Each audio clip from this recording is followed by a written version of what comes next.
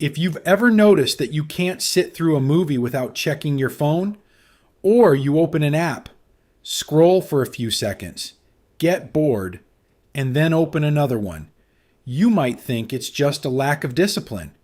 It doesn't look like a big deal, but it says more than you think. Because boredom, especially the kind that shows up quickly, isn't really about what you're doing. It's about what your brain has quietly gotten used to. You start something simple, a video, a conversation, a task you once cared about. And within minutes, something shifts. Your attention slips. Your mind starts scanning for something else, something faster, something more stimulating, something easier to feel. So you switch, not because the first thing was bad, but because it didn't hold you. And over time, this becomes your normal. Short bursts of interest, followed by restlessness, followed by escape. It feels like impatience. But underneath it, there's a pattern forming. Your brain isn't just reacting to boredom. It's been trained to avoid it. Every scroll, every quick video, every notification, they create small spikes of stimulation, not deep satisfaction, just quick hits. And your brain adapts to that speed. So when something slower comes along, something that requires presence or patience or stillness, it doesn't feel neutral. It feels uncomfortable, almost like something is missing. And here's where people misunderstand it. They assume boredom means something isn't interesting enough, that the activity is the problem. But often, it's not. It's the contrast.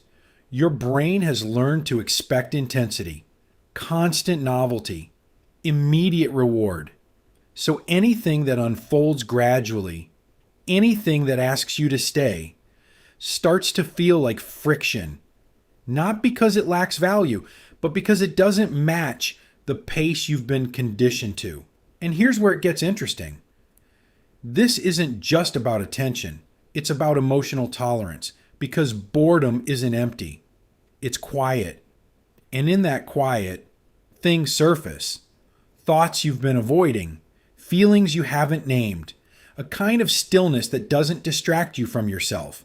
So your brain does what it's learned to do best. It escapes. Not dramatically, just subtly. A quick scroll, a tab switch, a new distraction. And just like that, the moment is gone. People who get bored easily often aren't just seeking stimulation. They're avoiding something slower, something less controlled, because constant input gives you distance. From overthinking, from discomfort, from the parts of yourself that don't move as fast as your screen does. So staying busy, staying stimulated, starts to feel safer than staying present. Over time, this shapes how you experience everything. Conversations feel long. Tasks feel draining. Even things you once enjoyed start to lose their depth. Not because they've changed, but because your internal pace has. You've learned to move quickly through moments instead of sitting inside them. And this doesn't just affect focus, it affects identity. You might start seeing yourself as someone who can't concentrate, someone who loses interest fast, someone who needs constant stimulation to feel engaged, but that's not a fixed trait. That's a pattern. Built slowly through repetition, because your brain is always learning what to expect. And right now, it expects speed. It expects novelty. It expects something new before the current moment has fully unfolded. So when that doesn't happen, it signals boredom, not as a flaw, but as a mismatch. And the strange part is, the more you follow that signal, the stronger it becomes. The faster you switch, the shorter your attention gets. The shorter your attention gets, the harder it is to stay. And the harder it is to stay, the more everything starts to feel boring. Not because life is less interesting, but because your brain has stopped giving it time to be. So what looks like a small habit, checking your phone, switching tasks, losing interest quickly, is actually shaping how you experience reality itself. fast, fragmented, always moving, never quite landing. And once you see it, you start to notice it everywhere, in the way you listen, in the way you work, in the way you try to relax, but can't fully settle. It was never random. It was a pattern.